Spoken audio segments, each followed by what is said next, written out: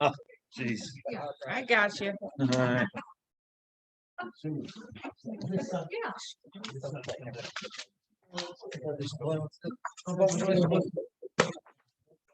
Yeah.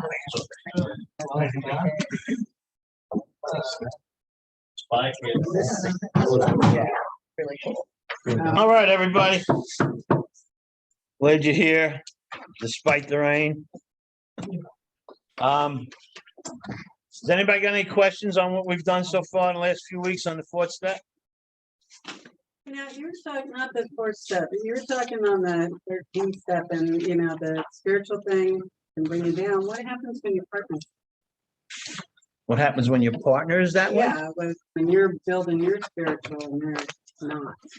You know, you said the only way you can come is down.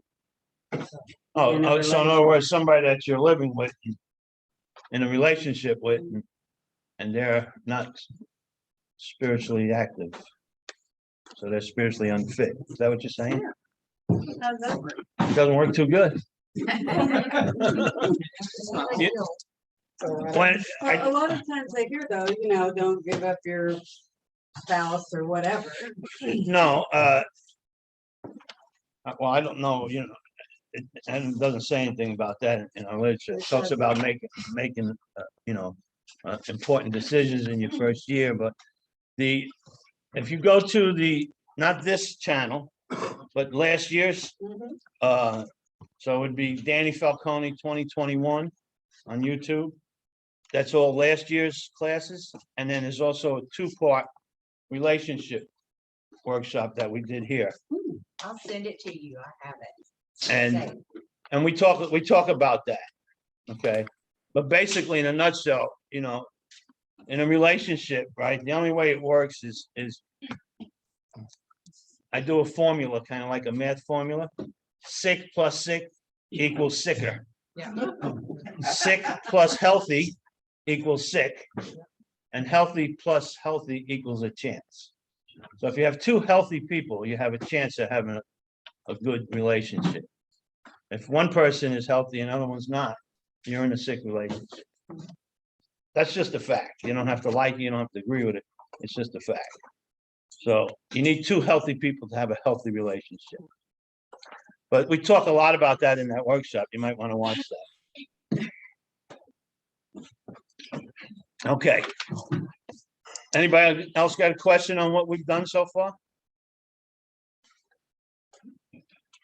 Okay, before I forget, what homework, you got homework this week.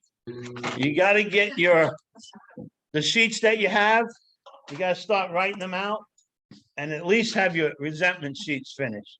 But try to get them as much done as you can. So we can go over it here so you can see how to analyze and pinpoint the exact nature of your wrongs.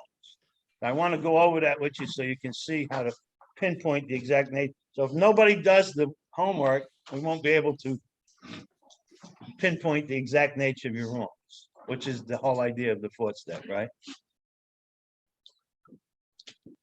So, and you could do one sheet at a time. You can do resentment. There's some new people here tonight that are on the fourth step. There's a couple of sheets left here if you want them.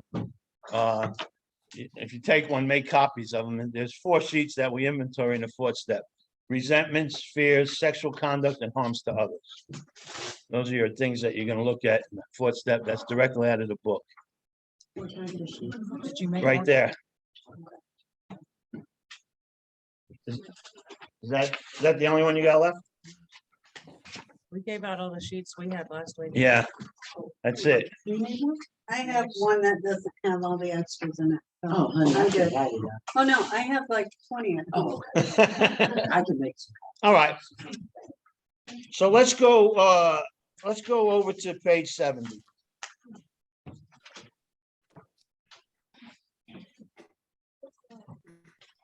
And in the second paragraph, it says to sum up about sex.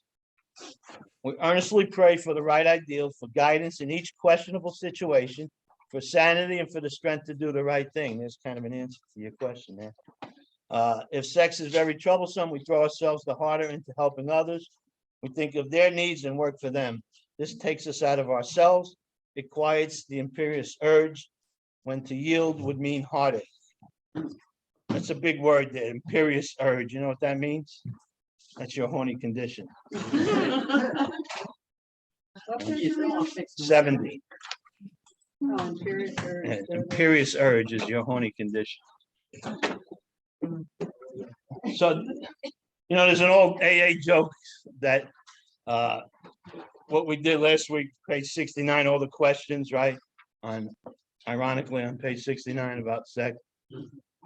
There's an old joke in AA where the guy, a newcomer, talking to his sponsor after the meeting, he tells him about the problem he's having, and his sponsor says, listen, go home and read page 69 and then call me. So by the time the guy gets home, his head is all over the place. He doesn't go to page 69 by mistake. He goes to page 96. And he reads page 96. It says, do not be discouraged if your prospect does not respond at once. Search out another alcoholic and try again. You are sure to find someone desperate enough to accept with eagerness what you offer. So he calls his sponsor back. He says, this is a great program. I love it. So it's 69, not 96. Somebody's trying to get in. I got him in already. Oh, they're stuck there. All right. Okay, back on page 70. So it says, if we have been thorough about our personal inventory, we have written down a lot. We have listed and analyzed our resentments. We have begun to comprehend their fertility and their fatality.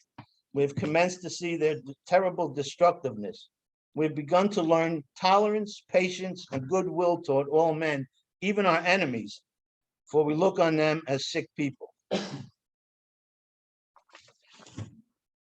This, what I just read to you, is an amazing feat, because this is actually the first time in our literature that we're gonna come to what is really a personality change. This is a complete change of personality. I don't know about you guys, but when I began to learn tolerance, patience, and goodwill to all men, I didn't have that when I got here. Even our enemies, we look at them as sick people. That's a complete change of my personality. Didn't have that. That's something that you'll get when you put these steps alive in your life. And again, when putting the steps alive in your life is to do it in order, every step along the way, not to pick a step out and do it. Don't work like that. But that there is a really important sentence, because it's telling you how you're going to be. And it's almost a guarantee you're not like that at this point. So you can see in writing, and then you can see in your own life how your personality has changed from the directions in the book. That's a pretty powerful point. All right, so it says we have listed the people we have hurt by our conduct, and we are willing to straighten out the past if we can. Now, I want to go over something with you guys that you should probably write down before we finish off this step. How many people, raise your hand if you're familiar with the 4 absolutes? Okay. So the 4 absolutes were something that the Oxford group had. And Bill didn't like a lot that the Oxford group had, but he liked some things. And the 4 absolutes he really liked. Though they're not in our literature, they're a very powerful tool to learn and to utilize in our sobriety, in our life. In no particular order, here are the 4 absolutes. Absolute honesty, absolute unselfishness, absolute love, and absolute purity. And now let's just talk about them for a minute.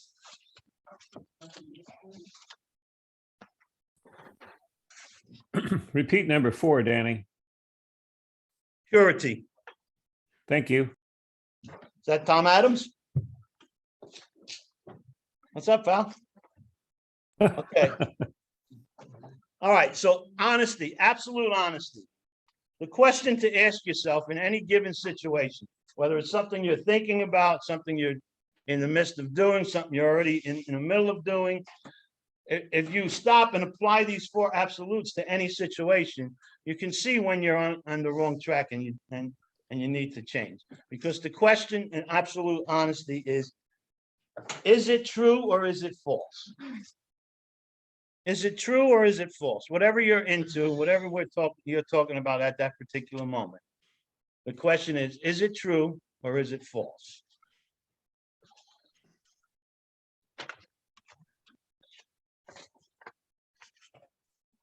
Absolute unselfishness. The question is, how will this affect others? How will this affect others?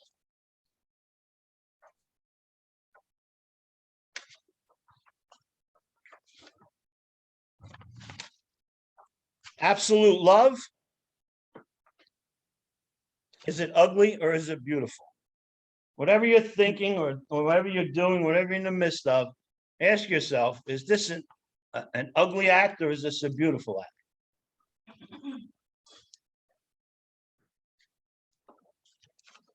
And absolute purity, is it right or is it wrong?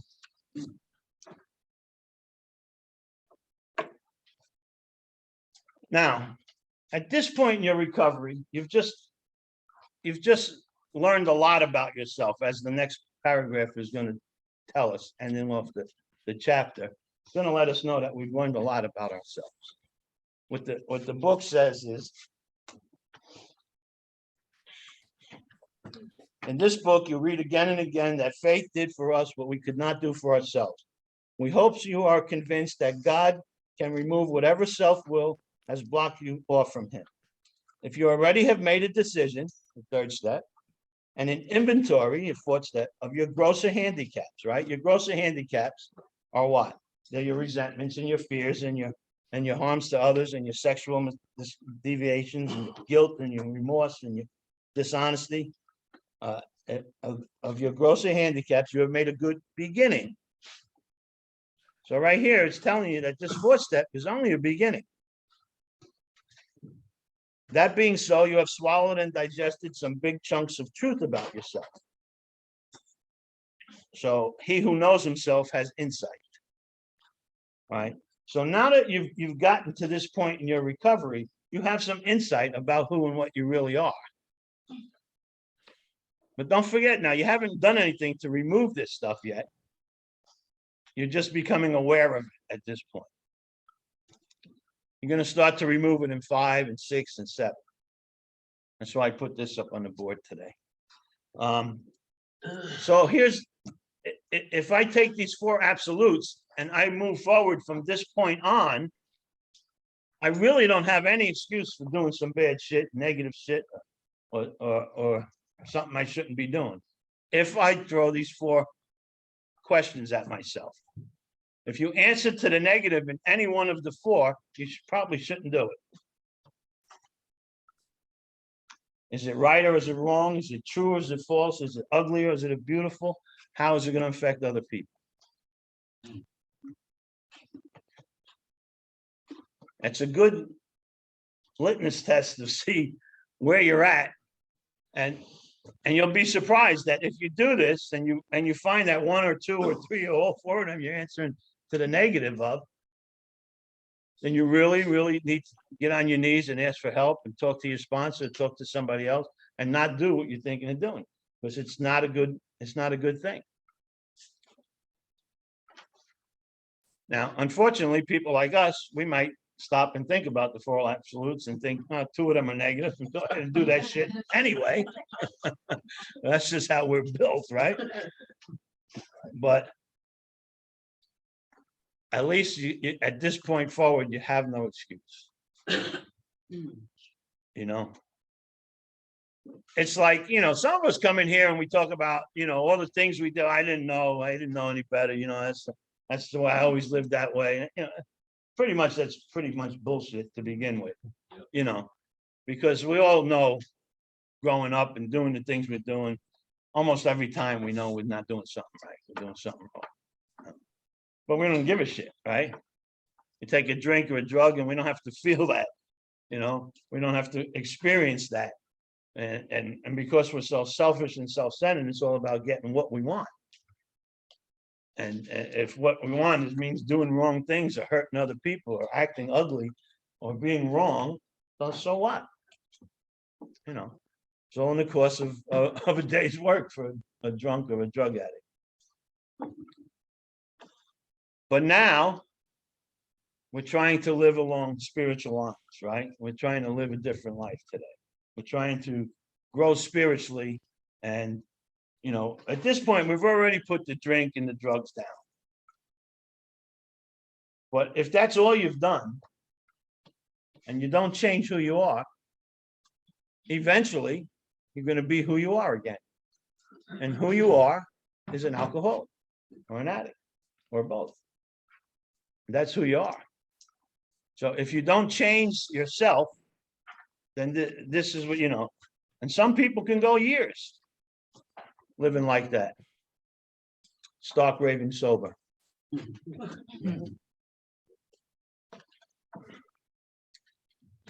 All right, so I wanted to share the 4 absolutes with you. It's a really powerful tool.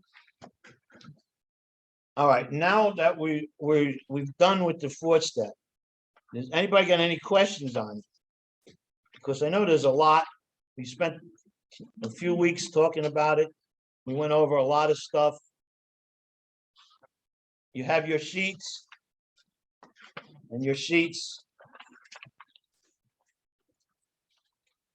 You're going to fill out again. You're going to write top to bottom rather than left to right. Did you start writing last week, or is this the first week to start writing? I don't remember, but I think this if is you the started first- writing last week, that's fine. I didn't know it. Oh, No, no. no. Okay. Well, you could start this week, and if those of you who are new to just starting on the steps and not on the 4th step, just follow what your sponsor's telling you to do. And this week you want the fears started? No, start with your resentments, because the book says that's the #1 offender. And then your fears, and your sexual conduct and your harms to others. But you write top to bottom rather than left to right. And you just write down everybody you're mad at. And again, after you finish the first column, the second column's easy. Because if you're mad at somebody, you know why. All right. And don't waste time trying to figure out who else are you mad at. If you can't think of who you're mad at, you're not mad at them. Okay, and I have that problem a lot working with the guys. Because when I tell them that, right, they're like, well, I'm not mad at anyone right now. Right. So how do I? Well, you still want to list. So, like, let's say you had a resentment against somebody for years, but now you're not mad at them anymore. You need to put that down. It doesn't mean that just somebody that you have a resentment against right here at this moment. It could be somebody you had a resentment for many years with, and now you're not, but you still want to look at it because you're going to learn from it. Again, the idea of the 4th step is to learn the exact nature of your wrong. And where does this anger come from? Where does it stem from? This is what you're going to find out if you do these sheets and you follow how I show you how to analyze this. You're going to exactly pinpoint the exact nature of your wrong. So you do it anyway, Now, if you were mad at Deb last week and now you're not mad at her no more, it's probably not, you don't need to do that. But if you were mad at her for 10 years and now you say you're not mad at her no more, you need to put her down on the list. Damn, Deborah. Okay, Danny, resentment, fears, sex. And Sex conduct, sex conduct. your sexual conduct, And and harms to others. harm anybody. So real quick, we'll just go over that.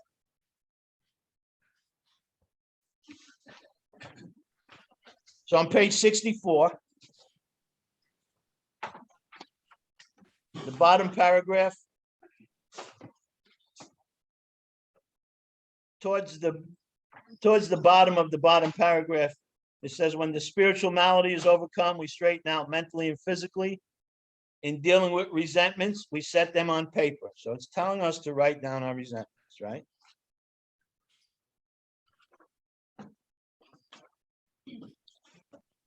And then on page 67, on the top of the page, when a person offended, we said to ourselves, oh, this is wait a minute. What am I looking at here?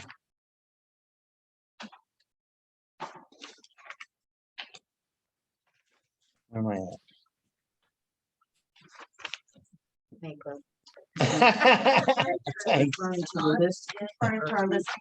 Yeah, okay, putting out minds the wrongs others had done.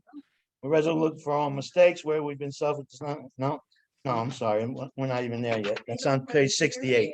Say page 68. We reviewed our fears thoroughly. We put them on paper, even though we had no resentment in connection with them. So it's telling us to write down our fears there. So it's telling us to write our resentments down. It's telling us to write our fears down. And then on 69, first paragraph, we reviewed our conduct over the years past. Did we unjust? And these questions have to be answered on your sex, besides your sheet. You have to answer these questions. Where had we been selfish, dishonest, inconsiderate? With whom had we hurt? Did we unjustifiably arouse jealousy, suspicion, or bitterness? Where were we at fault? What should we have done instead? We got this all down on paper. So it's telling us to write down our sexual conduct, right? And our relationships. And just take all your relationships and answer those questions. And you're gonna be amazed at how selfish and self-centered you've been. And then on page 70, on the bottom of the page, it says, we have listed the people we have hurt by our conduct or harms to others.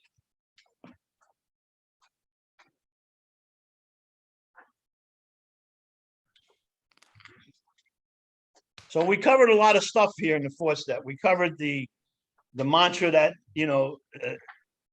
reminds me how to not get angry or not be fearful. And actually,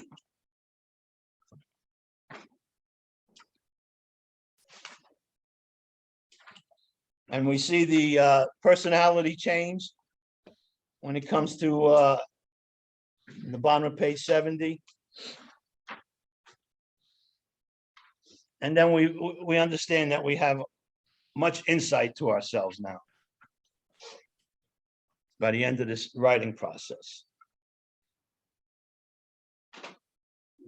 Is it true that by the time you get through the resentment, fears, and sex conduct, that your list of people that you have harmed is probably pretty much all written? Probably most of it, but there'll be some. And then you'll take, when you get to your 8th step, you'll look through your 4 inventory pages, mostly the harms to others. And those, but you probably got people from resentment list and the fear list and the sexual conduct list, most likely. And everybody on your harms to others list will make your 8th step list. And then you might even have somebody else that you didn't even think of in the inventory process. So yeah, but that's what the book says when we make our 8th step list. It says we already got it. We made it when we took inventory. That's why I shake my head when I hear people share in the meetings that they did that real spiritual thing with their sponsor. They read their 4th step in the woods and then they burnt it and had a spiritual experience, and they just burnt their 5th step, their 6th step, their 7th step, their 8th step. So yeah, it's kind of ridiculous. So you need your 4th step to continue on. But yeah, most of that stuff will be covered. And there's no need to spend months and weeks trying to figure out who I'm mad at, trying to figure out what I'm afraid of, trying to figure out, who did I have a relationship with that I screwed around. Pretty much, if you're like me, it's pretty much everybody I've had a relationship with. I can't remember people. I just put something about them that I remember, and Which part? Yeah. whatever. So, that's what we do. We gather we got all this information and we've got a lot of insight to ourselves. And we have some tools. We have the mantra. That's a great tool. We're aware of at this point now, when we start going through our sheets, doing our fifth step, we know exactly where our anger comes from. We're going to know exactly where our fear comes from. And I mean, set it off. Last week, we talked about inches and seconds, right? And we talked about the ability, life is all about inches and seconds. And it's about the ability to learn how to respond to life rather than react to life. When something happens, it's right on me and I got to be able to just pull it away and take a look at it. And I said something to you last week. I said, I guarantee you, if you learn to do that, you're going to realize that you know about this. This is nothing new. It's something you're familiar with. And that if you do what you want to do and act the way you want to act to this, you already know the outcomes. You can just pre-write it. And it's like a script of how you're going to be and what's going to happen. And if you keep doing that, right? We say stupid things in AA and we say them all the time and we repeat ourselves, right? And one of them is, nothing changes till nothing changes. And if you're new, you probably hear that kind of thing and go, that's stupid shit. But I'm coming up on 31 years sober and I want to tell you, nothing changes if nothing changes. You have to change. That's what this whole program is about. This whole thing is about change, right? Whoever you were that called into these rooms, if you don't change that person, eventually you're going to be that person again. We've talked about that before. We talked about that a lot in the early first few steps, that a car thief is going to be a car. All you do is sober up. All you have is a sober car thief. There's going to come a point in his life where he's going to say, you know what, I'm running out here stealing cars, selling cars, but I ain't drinking and drugging. Don't make a damn bit of sense. And it's going to make more sense for that person to go ahead and take a drink or a drug than it's going to make sense for them to change who they are. So recovery is about change. The not drinking and not using is the lowest form of sobriety. The lowest form of sobriety. It's just the tip of the iceberg. If all you're doing is not drinking and not using, you're in trouble. You don't even know it yet. You're headed for trouble. The little bit of time that you have as a new person that you're not drinking and not using, that's the time you need to apply all this stuff to your life and learn all this stuff and practice it in your life, not just read it. Remember, knowledge plus practice, right? So when you start practicing this stuff, you start changing. And we just read a complete personality change. That's proof that if you can agree with that statement, I bet you anything you weren't like that when you got here. So I bet you that if you can agree with that statement, there's proof right there in black and white that your whole personality is going to change if you apply these steps to yourself. And it's going to change for the better, of course. So, anybody got any questions on any of this stuff? Go ahead. Inches and seconds. Yeah, I don't want the whole thing, just, you can go watch week 18 and you can hear the whole thing. okay. But basically, we're talking about, there's a guy, one of the original guys out in LA and Alcoholics Anonymous. His name was Norm Alpe. And Norm used to share, that was his pitch, was inches and seconds. And that we have to learn how to respond to life rather than react to life. And that when anything happens, it's right on us, and our natural instinct is to remove it on us, and that's reacting.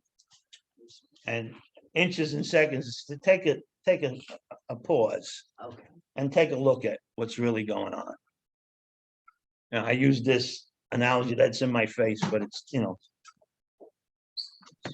we're talking about the situation is on me, when a situation is on me, you know, and I'm sure you can remember how you were before you got here.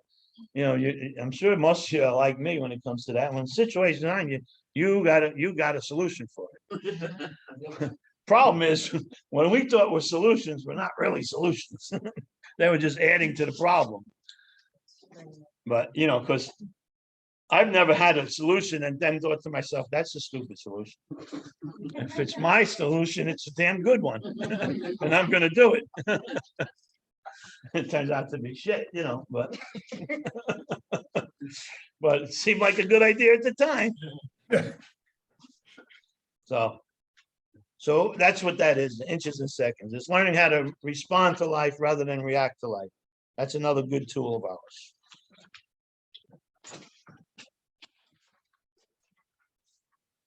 Okay. Anybody else? Step 5. Admit it to God, to ourselves, and to another human being, the exact nature of our wrongs. Interesting. Can you get me some coffee, please? Thank you. I said interesting because this step is asking me to admit to God, to myself, and to another human being the exact nature of my wrongs. Well, if I don't really do a fourth step properly, guess what? I don't know what the exact nature of my wrongs are. So now it becomes impossible for me to do a fifth step. Not difficult, not hard, impossible unless you get caught. Thank you. Thank you.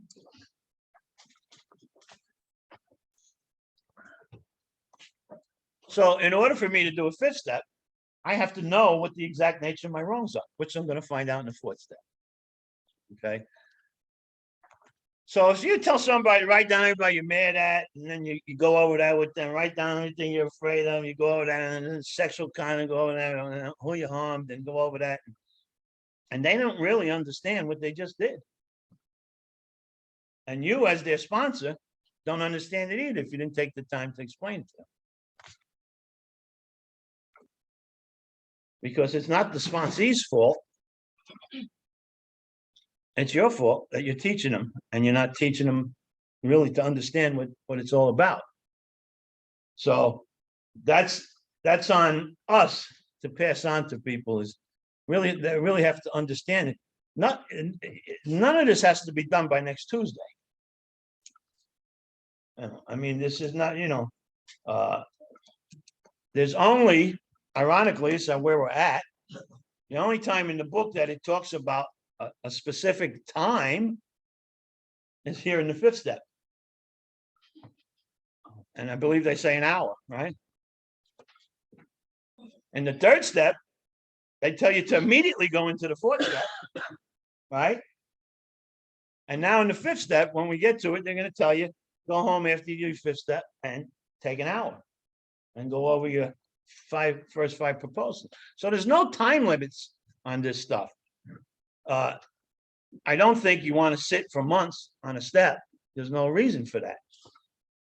And back in the old days, they used to knock off the steps in a day. They didn't actually do them in order then, because they didn't have them written out in order yet. But then when the book came out in 1939, they started doing them in order, and they were still doing fairly quick. There's no reason to linger on them, because you know what? When you're done with them, you know what you're going to do? You're going to do them again. You do them again over something else, something different. Okay. So let's see what page 72, into action. Now, before we read, let's talk about that. So admit to God, to ourselves, and to another human being. And I've come to understand that we admit to God for forgiveness, we admit to ourselves for understanding, and we admit to others for humility. You remember on week 1, we did the the triangle with the circle around it? You remember that? One of the things that I wrote on there, to live, to love, to learn. You remember that? To live, to love, to learn was part of Love to serve. the circle. And that's what this is. We admit to God to love, we admit to ourselves to learn, and we admit to others for humility to serve. And now that the center of our lives is spiritual, hopefully, that's the idea, right? So first we talk things over with God. The second dimension of our lives is our minds. So we look at these things in this way to ourselves, right? And the third dimension is the other people. So we start to talk to another person about these things. We were designed to rely on God. I don't know if you're with that or not, but we were actually designed to rely on God and other people with us in the middle. And that's exactly what step 5 is. It's about God, other people, and us in the middle. It's about to learn, to love, and to serve.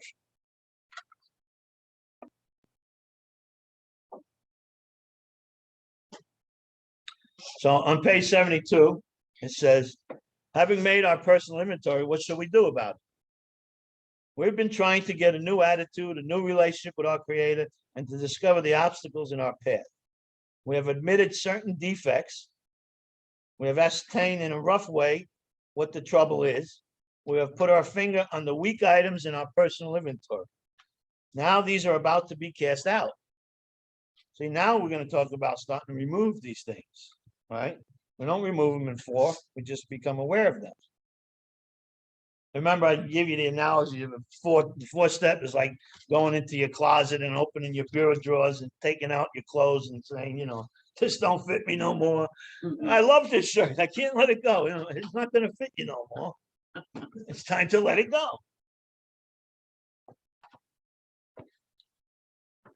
This requires action on our part, which when completed will mean that we have admitted to God, to ourselves, and to another human being the exact nature of our defects. This brings us to the 5th step in the program of recovery mentioned in the preceding chapter.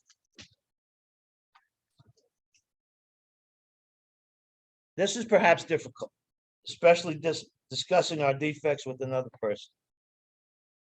We think we have done well enough in admitting these things to ourselves. There's doubt about that. A lot of doubt about that. In actual practice, we usually find a solitary self-appraisal insufficient. Many of us thought it necessary to go much further. We'll be more reconciled to discussing ourselves with another person when we see good reasons why we should do so. The best reason first. If we skip this vital step, we may not overcome drinking. So what they're saying to us is, if we don't do a 5th step, it's a good chance you're going to get loaded. And by the way, before I forget, when you read the 12 and 12, it doesn't just tell us to do a 5th step, it encourages us to listen to 5th steps. So we have to be able to do that. Amy? Admit it, but still not. Oh, yeah, sure, it's responsible. Absolutely. Did everybody hear what she said? She said, I know online you guys didn't hear. She said, is it possible in the 4th step to admit responsibility, but admit it, but not take the responsibility? Is that right? Yeah, absolutely. In fact, many of us do that a lot. That's why you have a sponsor that you're going over the 4th step with. So what I do with people, when I do people's 5th step, it's really about going over their 4th step with them. That's what it is for me.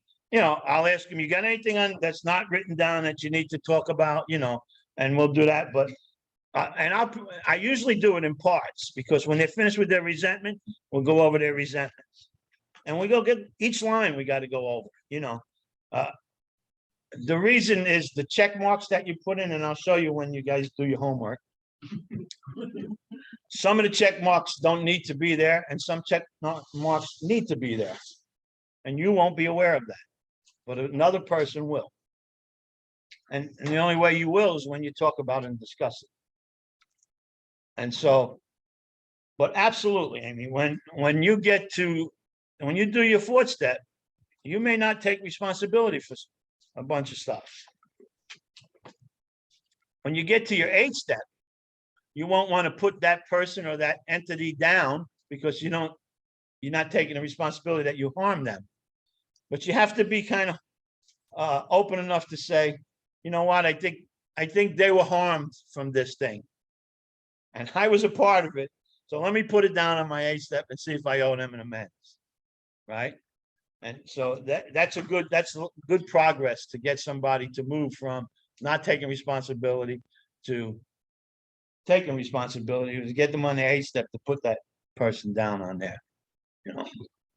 So at this point, and I don't mean to confuse anybody, but after you've done this inventory list, all the steps are going to kind of merge together, meld together, so to speak, right? So it's very possible and very necessary and very likely that you're going to be doing your fifth step, sixth step, seventh step, eighth step, ninth step, all at the same time. You know, there's no, the first, the second, the third, and the fourth, we did them individually. And that's all we did. But now you're at a point in your recovery where there's no need to sit and wait anymore. So as you start working on your defects of character, as you start spilling your guts to somebody else, as you start honestly making an 8-step list and start making amends, you're going to be amazed before you're halfway through. I read that somewhere. But you will. You really will. So, and the reason for that is because you're not just doing step. Listen, if I had to finish 6 and 7, I'm 30, going on 31 years. I still wouldn't have got to the 8th step yet. I'd still be on 6 and 7, right? I was at a meeting when I had a couple of years sober. I don't remember where it was or who it was. I just remember that the guy was sharing. He just picked up his 25-year chip, and he said, "I just want to let you know that this week I finished my 8-step list." That's what I said. I said, "Damn." But you know what? It is what it is. And the idea is to not keep adding to your 8-step list as you stay sober, you know. So if you're working on if you did 5 and 6 and 7, then hopefully you won't be, you know, and you're growing spiritually in 10 and 11, right? You won't be adding to your list too much. But and there's some people that, you know, and when we get there, we'll talk about it. But it's better to not make the amends until you have the opportunity. You just want to be entirely ready and willing to make the amends. So sometimes it takes years. It took my first wife, I want to say I don't remember, but I want to say I was about 25 years sober before she allowed me to make amends to her. I tried many times over the years. And I talk to her all the time. I talk to her, we talk about the kids all the time. She'd call me on the phone and ask me questions about, you know, wanting some advice and things. And 2 times I had the opportunity over the years to nail her by herself. And both times were at my 2 daughters' weddings, and I wouldn't do it. I didn't want to take that opportunity to ruin that day for her. So I wouldn't do it. But I've asked her many times, can we sit down for 10? No. After about 5 years of trying, my sponsor told me, just write her a letter.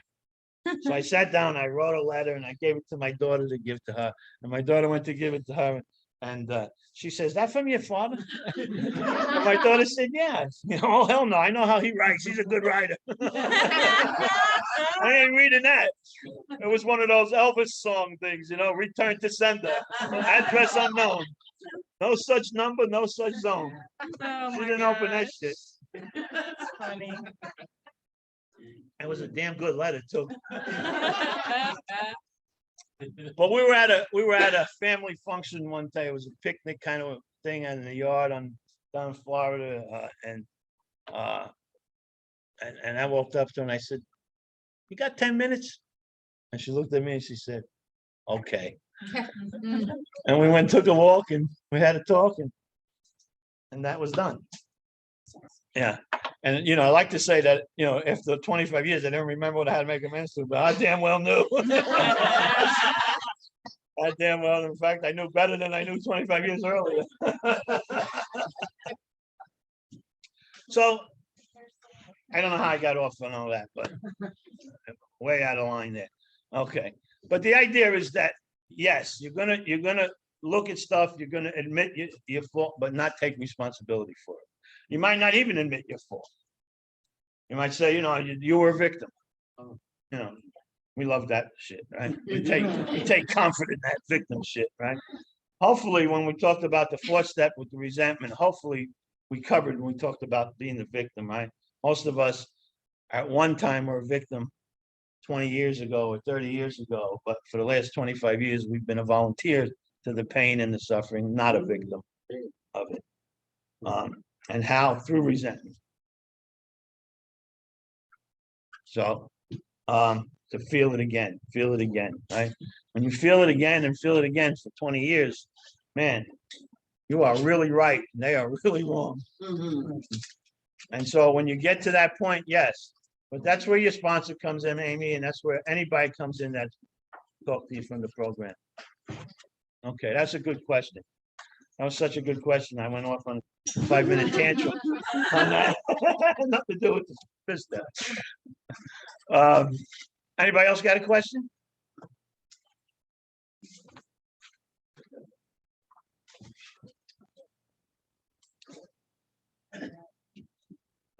Okay, back on page 72.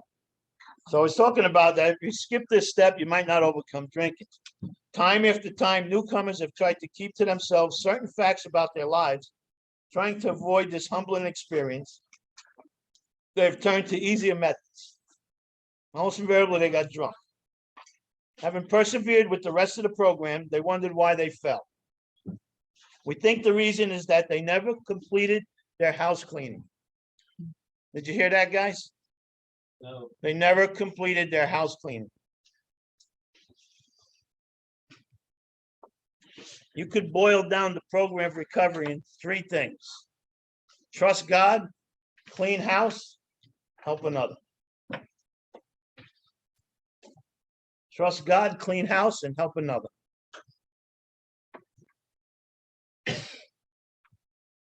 So here it is telling you that they probably got drunk because they never completed their house cleaning. They took inventory, all right, but hung on to some of the worst items in stock. They only thought they had lost their egos and fear. They only thought they had humbled themselves, but they had not learned enough of humility, fearlessness, and honesty in the sense we find it necessary until they told someone else their life story. Highlight that paragraph. Reread that paragraph. That is an important paragraph. That is so true. Starting back on 72, but this is perhaps. Now you could go 73. Okay. Having persevered with the rest of the program, they wonder why they fell, and then everything after that. We think the reason is that they never completed their house cleaning. So that's really powerful, really truthful writing right there. And the longer you stick around and the more people you work with, you're going to find how real and how true that paragraph is right there. So let me share with you what I did.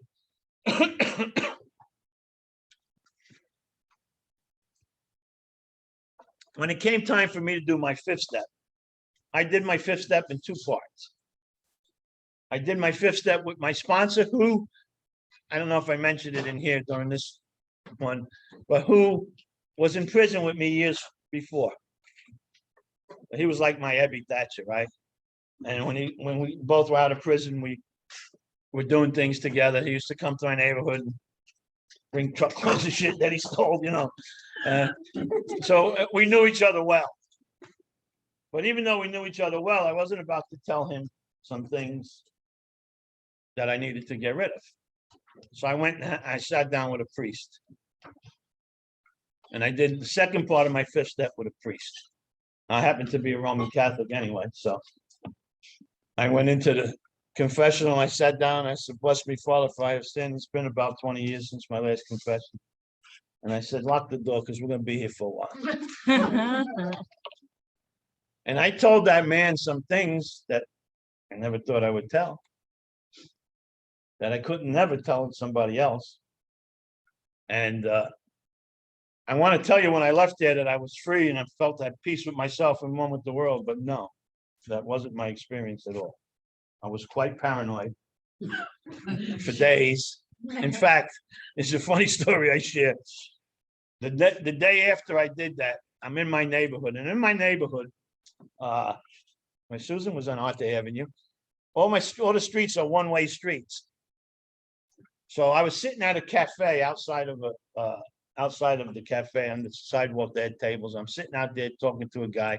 There's a one-way street coming this way, and I'm watching the street like I've always just been, habits. I've always watched the street, who's coming down the street there, watching that street down that way. And I'm sitting there and we're having coffee and we're talking, and I see this unmarked police car slowing down. And my first thought is the fucking priest gave me up. And I'm sitting there and I'm watching them. They slow down and they double park right in front of the cafe. And they both get out of the car, and I think, should I get up and run? And all this stuff is going through my head. He couldn't have told. They can't use that, And they're walking to the cafe and they're staring right at me. They both knew who I was. They're staring right at me. And they just went in the cafe, they got their coffee, they came out and they left. And they took off. So I was paranoid like that for weeks or months. I can't even tell you when that, I can't even tell you, but there was a point that I got rid of all that shit. I had no more great secrets. And there came a point that I did feel at peace with myself and one with them, but it wasn't immediate, like the book suggests. That happens for a lot of people. But that's not everybody's experience. So it's important to know that. So it doesn't matter who you are and what you've done. There's a way for you to tell somebody about it without going to jail. So, Mike.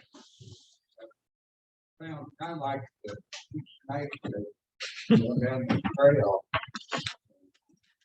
One stop after the other. But of course we're rabbits tonight. Why do you ask? He said, I think I did get my son. Damn. Oh, shit. All right. All right, since you did that, Mike, I got this. You can close your book. I'm gonna finish off. I got 4 lessons of life for you.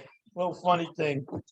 We'll read this and next week we'll pick up on where we're at. So lesson 1. A crow was sitting in a tree doing nothing all day. A small rabbit saw the crow and asked him, "Can I also sit like you and do nothing all day long?" The crow answered, "Sure, why not?" So the rabbit sat on the ground below the crow and rested. All of a sudden, a fox appeared, jumped on the rabbit and ate it. Management lesson number 1. To be sitting and doing nothing, you must be sitting very, very high up. Lesson number 2. A turkey was chatting with the bull. "I would love to be able to get to the top of that tree," sighed the turkey, "but I haven't got enough energy." "Well, why don't you nibble on some of my droppings?" replied the bull. "They're packed with nutrients." The turkey pecked at a lump of dung and found that it actually gave him some strength to reach the first branch of the tree. The next day, after eating some more dung, he reached the second branch. Finally, after a fortnight, he proudly perched at the top of the tree. He was promptly spotted by a farmer who shot the turkey out of the tree. Management lesson number 2. Bullshit might get you to the top, but it won't keep you there.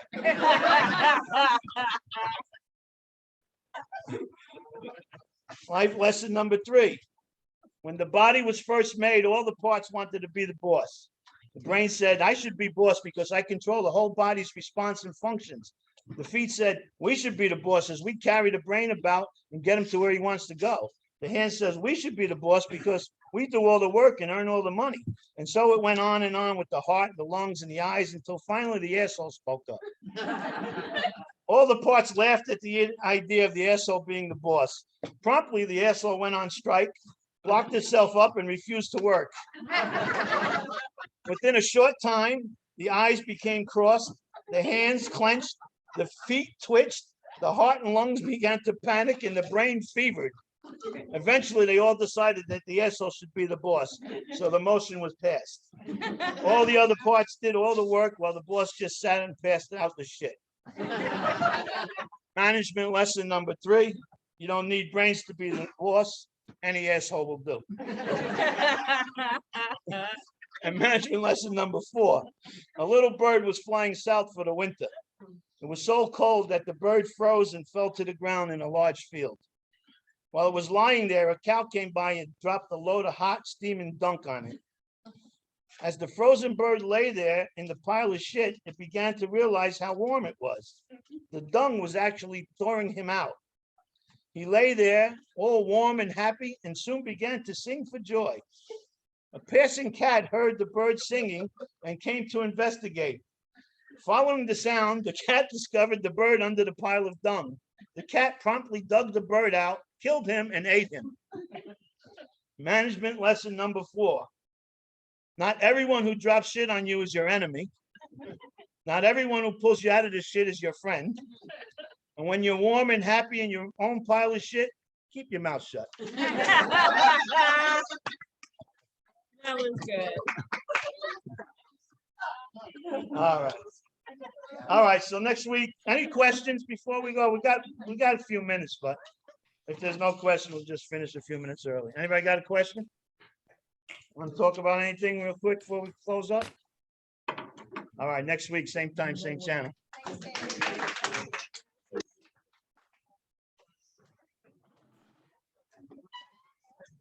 All right, guys. Did you like those lessons of life? Hey, they're priceless. All